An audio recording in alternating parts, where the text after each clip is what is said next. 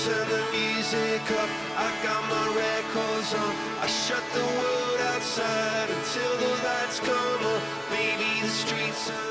Zdravie a krása. Kombinácia týchto slov je veľmi obľúbená, ale čo je potrebné spraviť preto, aby sme boli aj zdraví, aj krásni? V dámskom fitness a wellness štúdiu táto otázka nie je záhadou. Práve sklbenie zdravia a krásy máme aj v našom hesle.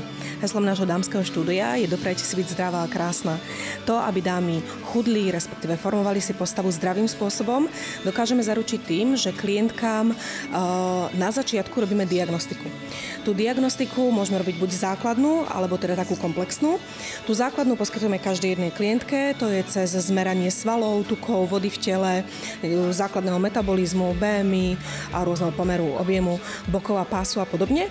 Takú komplexnejšiu diagnostiku už poskytujeme vlastne klientkám, ktoré sa teda rozhodnú pre ňu a tam sú vlastne ďaleko podrobnejšie a zaujímavejšie údaje. Pomocou komplexnej diagnostiky je možné zistiť podiel vody, proteínov, minerálnych látok a tuku, z ktorých je naše telo zložené.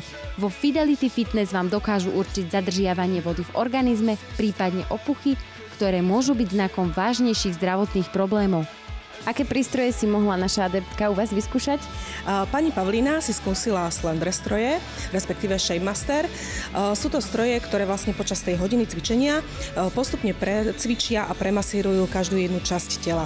Pani Pavlíne konkrétne sa páčil jeden stroj, ktorý vlastne masíroval chrbát.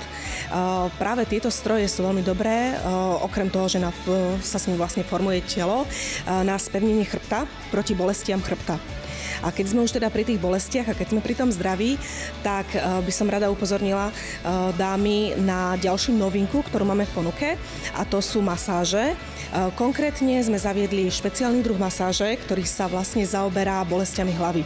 Teda konkrétne je to masáž antimigrenózna, ktorá je proti bolesti hlavy. Je to špeciálna masáž, reflexná masáž šie a hlavy, ktorá je vlastne oveľa silnejšia, oveľa účinnejšia.